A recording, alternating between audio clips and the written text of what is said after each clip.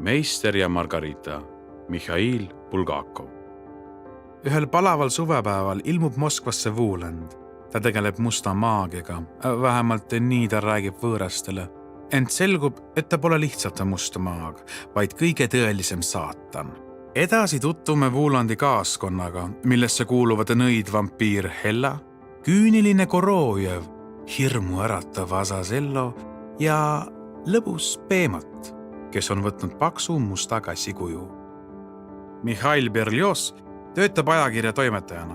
Kord istub ta pargis koos luuletaja Ivan Bezdomneiga, kes on kirjutanud antireligioosse poeemi Jeesus Kristusest. Nendaga ühineb Vuuland, kes sekkub vestlusesse väitega, et Jeesus oli päriselt olemas.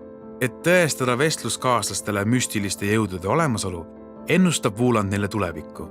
Ta ütleb Berliozile, et kommunistlikust noorest vene neiu lõikab tal pea maha. Mõne hetke pärast hukkubki Berlioz trammirataste all. Trammi juhtis komnoorest tütarlaps. Luuletaja Bezdomnei on toimunust vapustatud. Ta üritab Vuulandit jälitada. Seejärel suundub ta Moskva kirjanike assotsiatsiooni ja püüab juhtunust rääkida, kuid üle elatud šoki tagajärjel on tema jutt segane ning seda ei usuta. Bezdomnei saadetakse akadeemik Stravinski nimelisse närvihaiglasse. Haiglas kohtub ta loo peategelase Meistriga. Vuuland suundub aadressile Zadove tänav 302B, korter 50. Seda korterit üüris hukkunud Berlioz. Seal elab ka Varieté teatri direktor Stepan Lihodjev. Vuuland leiab ta rängas pohmellis. Ta esitab direktorile lepingu, mille kohaselt peab Vuuland korraldama tema teatris etenduse. Kummalisel kombel on lepingul juba Lihodjevi allkiri olemas. Seejärel kihutab Vuuland direktori minema ning Lihodjev satub müstilisel kombel Jaltasse. Kohale tuleb korteri ühistu esimees Nikonor Bossoi. Korteris ootab teda Korojev. Ta nõuab, et korteri üüritakse Vuulandile, sest Berlioz on surnud ja Lihodjev otsustas Jaltasse kolida. Pärast pikki ja väsitavaid läbirääkimisi annab Bossoi oma nõusolek. Korojev annab talle tänutäheks 400 rubla. Esimees otsustab peita raha ventilatsioonilõõri. Natukese aja pärast vahistatakse Bossoi valuuta omamise eest. Selgub, et rublade asemel on peldikus Ameerika dollarid. Bossoi pannakse samasse närvihaiglasse, kus viibib Bezdomnei. Rimski on Varieté teatri finantsdirektor. Pärast direktori kadumist püüab ta koos administraator Varenuhaga Lihodjevit üles leida.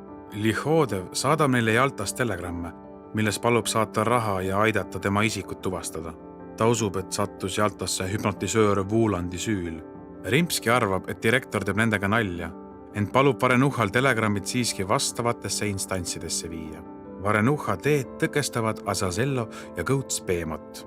Nad võtavad ta kinni ja toimetavad korterisse number 50. Seal suudleb Varenuhat vampiir Hella ja Varenuha kaotab teadvuse. Õhtu, Varieté teatri lava. Kuulus võlur Vuuland ja tema kaaskond annavad etendust. Korojevi püssilasu peale algab saalis rahasadu. Kõik vaatajad püüavad 10 rublaseid kupüüre. Seejärel ilmub lavale moeäri. Moeärist saavad kõik saalis viibivad naised valida endale täiesti tasuta kleite ja kingi. Soovijatest moodustub kohe pikk järjekord. Ent pärast etenduse lõppu muutuvad rahatähed tavalisteks paberipatakateks ning tasuta saadud riided haihtuvad jäljetult. Tänavad on täis naiivseid aluspesus naisi. Rimski kabinet. Rimski puhkab pärast etendust närve. Tuleb Varenuha, kes on pärast Hella suudlust vampiiriks muutunud. Rimski paneb tähele, et Varenuhal pole varju. Finantsdirektor tunneb õudu ja püüab põgeneda. Varenuhale tõttab appi Hella. Tema käed on kaetud koolnu laikudega. Vampiir püüab aknast sisse saada. Varenuha valvab ust. Ent esimese koidukiirega on vampiirid sunnitud kaduma. Rimski ei raiska aega, vaid võtab takso ja kihutab raudteejaama, kus põgeneb kiirrongiga Leningradi. Samal ajal jutustab Ivan Bezdomnei Meistrile oma uskumatust kohtumisest maagiga, mis sai Berliozile saatuslikuks. Meister selgitab, et ta kohtus saatana endaga. Seejärel jutustab Meister talle oma loo. Selgub, et meistriks hakkas teda kutsuma tema armastatud naine Margarita. Enne seda oli ta tavaline ajaloolane ja töötas muuseumis. Kord naeratas meistrile õnn. Ta võitis loteriipiletiga 100 000 rubla. Meister tuli töölt ära ja üüris Arbati lähedal Põik tänavas väikese elamise. Ta pühendus raamatu kirjutamisele, mille peategelaseks oli Pontius Pilatus. Kui meister kohtas Margaritat, oli tema romaan peaaegu lõpetatud. Nad armusid teineteisesse esimesest silmapilgust.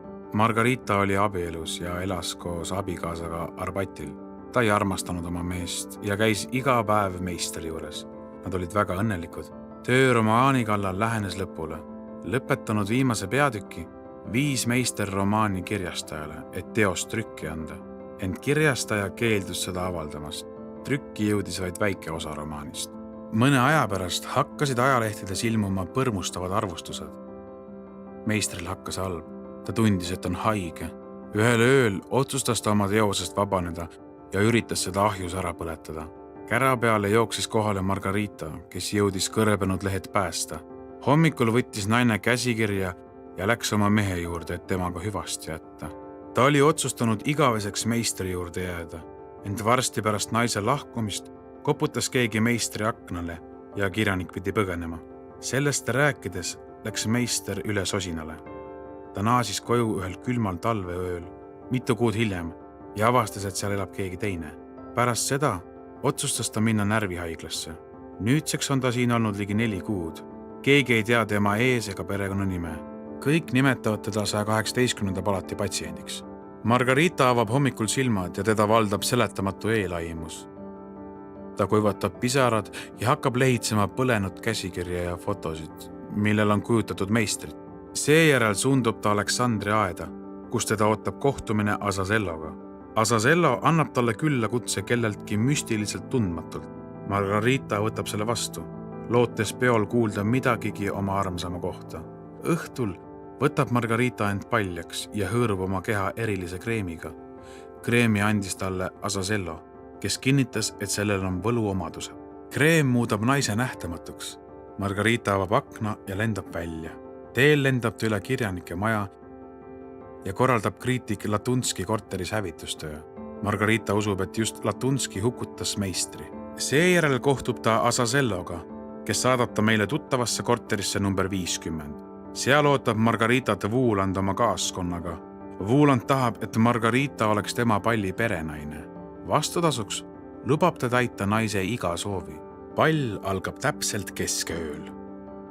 Saatana korraldatud pallil on külalisteks timukad, mõrtsukad ja vargad. Mehed on sabakuubedes, naised täiesti paljad. Alasti Margarita peab mitu tundi järjest külalisi tervitama. Ta ulatab külalistele esmalt parema käe, seejärel aga põlve, et nad saaksid seda suudelda. Lõpuks saab pall läbi ja Vuuland küsib Margaritalt, milline on tema soov. Vuuland lubas selle täita tänutäheks Margarita nõusoleku eest olla tema peo kuninganna. Margarita palub meister tagasi tuua. Hetke pärast ilmub saali haiglariietes meister. Pidanud temaga nõu, palub Margarita viia nad tagasi Arbatile, kus nad olid nii õnnelikud. Samal ajal tegeleb üks soliidne Moskva asutus pealinnas toimuvate ebatavaliste sündmuste uurimisega. Neil õnnestub koostada loogiline ahel, kus on oma koht igal sündmusel.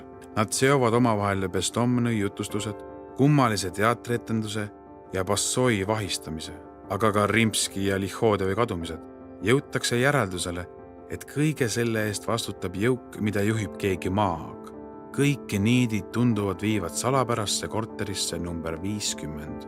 Teine žüžeeliin viib meid Herodes suure paleesse, kus Juudamaa prokuraator Pontius Pilatus kuulab üle Jeshua Nanostrit. Jeshua on surma mõistetud imperaator võimu solvamise eest. Pilatus peab surmaotsuse kinnitama. Ta vestleb Jeshuga. Prokuraator saab aru, et vahistatu ei ole röövel. Ta on lihtsalt eriliste filosoofiliste vaadetega mees, kes püüab rääkida inimestele tõest ja õigusest. Kuid Pilatusel pole õigust vabastada meest, keda süüdistatakse kuritegudes imperaatori enda vastu. Talle ei jää muud üle, kui surmaotsust kinnitada. Pilatus pöördub juudi ülempreestri Kaifase poole. Ülestõusmispühade puhul on Kaifasel õigus üks surmamõistetu vabastada. Prokuraator veenab Kaifast, et see vabastaks Jeshua, ent ülempreester keeldub. Ta on otsustanud vabastada röövel Barabassi. Edasi kandub tegevus Golgata mäele, kuhu on püstitatud 3 risti. Igale ristile naelutatud 1 surmamõistetu. Rahva hulk, mis rongkäigu hukkamispaigale saatis, naaseb linna.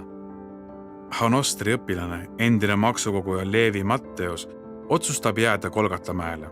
Timmukas veendub, et kõik risti löödud on surnud. Sel hetkel algab tugev vihmasadu. Pontius Pilatus käsib oma salateenistuse ülemal Alfrannusel Juudale kätte maksta. Juudas reetis Jeshua ja sai selle eest Synedronilt raha. Jeshua vahistati Juuda majas. Mõne aja pärast kohtub Juudas noore naise Niisaga. Kohtumine pole juhuslik, vaid ette kavandatud. Niisa määrab Juudale kohtumise Getsemane aias. Kohtumisele tulnud Juudast rünnatakse.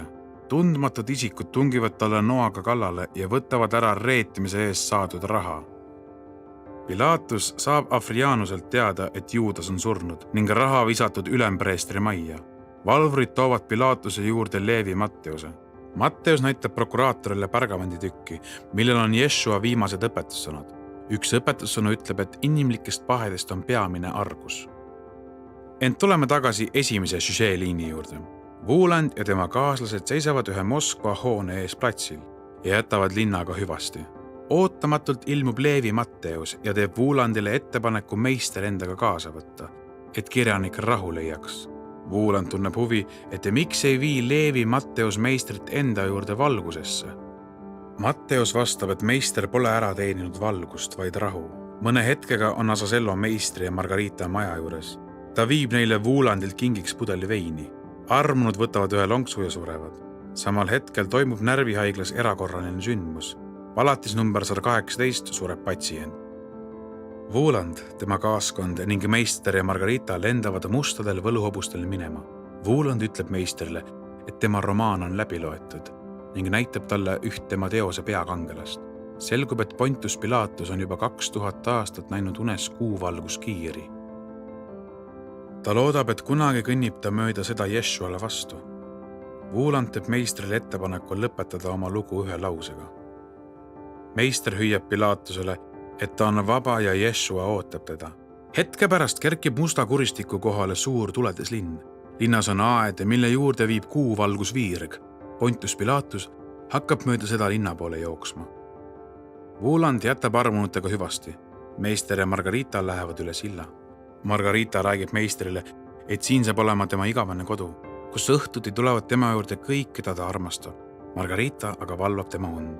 Moskvas uuritakse veel kaua aega kevadel toimunud kuritegusid, ent juurdlus ei anna tulemusi.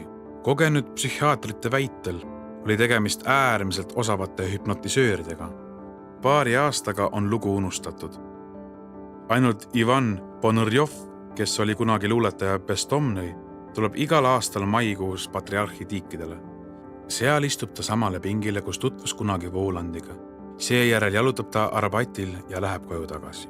Igal ööl külastavad teda unenägudes meister, Margarita, Jeshua, Pontius Pilatus ja teised.